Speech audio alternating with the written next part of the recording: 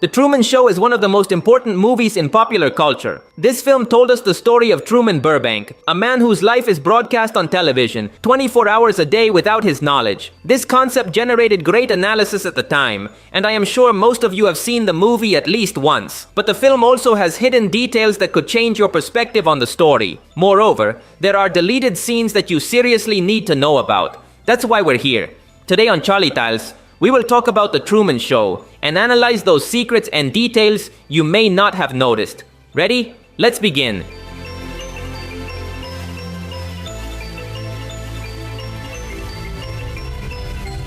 Truman's life is a daily lie from the moment he wakes up. Proof of this is that if we analyze his breakfast, we can see a jar of vitamin D, which he frequently consumes. We normally obtain vitamin D from sunlight, but as you may know, Truman lives on a television set. He has never left that studio, and therefore has never seen the sun.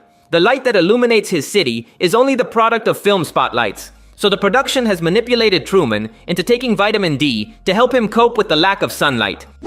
And speaking of artificial light, at the beginning of the movie, Truman is almost hit by a spotlight that falls from the sky. This confuses him quite a bit, but the curious thing is that if we analyze the device, this light is named Sirius. And this is the name of a real star, better known as the dog star. Apparently, the spotlights that illuminate Truman's sky are named after stars, and each one has its place in the sky.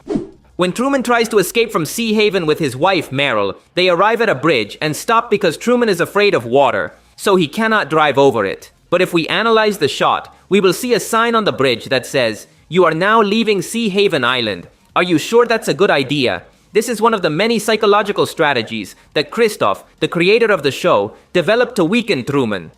But that is not the only subliminal message. On several occasions, Truman encounters discouraging phrases to prevent him from feeling tempted to leave the island. For example, in this local newspaper, we can see a headline titled, "Who Needs Europe?" which talks about a Swedish doctor who fell in love with Sea Haven and preferred to live there rather than abroad. This news could also be a method used by the production to introduce new characters into the cast when necessary. When Truman visits his mother, they look at the family photo album, and they stop at a very interesting one. This one is titled "My Little Clown" and shows Truman behind bars. This photo symbolizes Truman's current state, as he is nothing more than a prisoner of television, and at the same time, is dressed as a clown. After all, Truman functions as a jester for TV, merely entertainment for the fans. You surely remember Truman's iconic greeting, which was, "Good morning," and in case I don't see you, good afternoon, good evening, and good night. Well, the interesting thing about this greeting is that thanks to it, Truman unintentionally greets the entire world audience as they are watching him all over the planet. Some places in the morning, others in the afternoon, and others at night. Throughout the movie, Truman wears a very special ring. It belonged to his father, who died in a storm orchestrated by the production. And this ring is equipped with a camera that monitors Truman at all times. Having a strong connection with his father, Truman never took off the ring. But later, when Truman's father reappears, we will notice that Truman gives it back to him. We cannot know if he did this intentionally, being aware of the deception. But thanks to this detail, Truman was able to escape from Christoph easily, since he no longer had the ring on him. That's why it was so difficult for everyone to find him in the end. As the movie progresses and Truman begins to suspect the entire farce, we can see a member of the production team subtly looking for a job in the classified ads of the Los Angeles Times.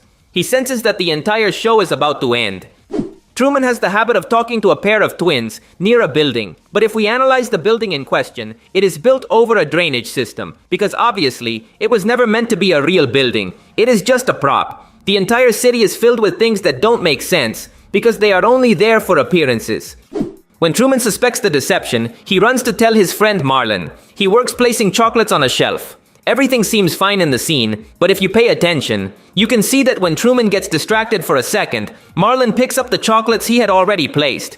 He does this so that he can keep putting them back, and buy time since he is not really a worker. He has no idea what he is supposed to do in that store. When Truman sees his father disguised as a homeless man, he chases him through the city and ends up at some giant arches, which have a Latin inscription that says, "One for all for one." A very fitting phrase, as it encompasses what Truman means to the entire city.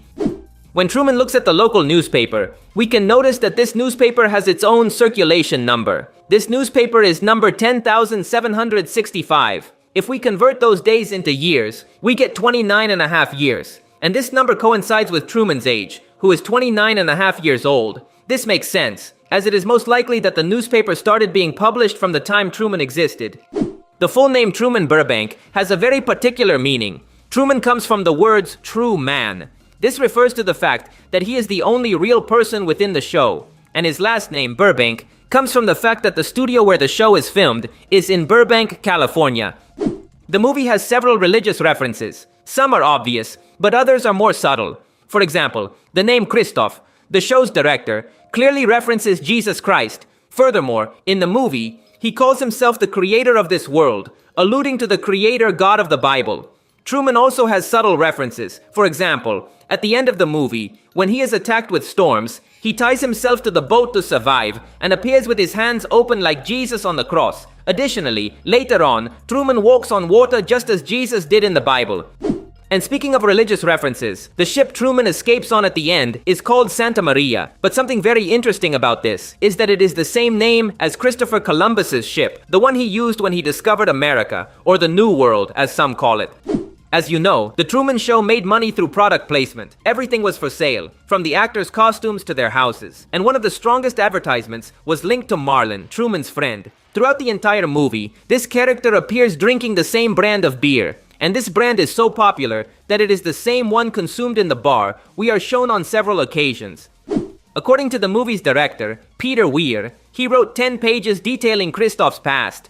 This material was never filmed, but in those pages, he tells how Christoph started his career and won an Academy Award for a documentary about homeless people, filmed in the style of The Truman Show. Additionally, it explains that The Truman Show initially began in Christoph's mind as a program to broadcast a baby's life. But little by little, the idea evolved until Christoph proposed filming an entire human life from birth to death. As you can imagine, there are several deleted scenes from the movie. Some are great and not to be missed, so I will tell you about them right now. In one deleted scene, we could see Truman giving a sandwich to a homeless man in a wheelchair. Everything seems normal. But days later, Truman would see this same man jogging. This completely confuses Truman and convinces him that something is wrong in town. You surely remember Truman's fascination with going to the Fiji Islands. For years, he planned eagerly to visit those islands, but the production did everything possible to stop him. Well, according to a deleted scene, the next season of The Truman Show planned to fake a visit by Truman to the Fiji Islands. That's why his wife told him that if he wanted to go to Fiji, he should save up for a few months, and then he could visit. They had already planned to deceive him into visiting some fake islands.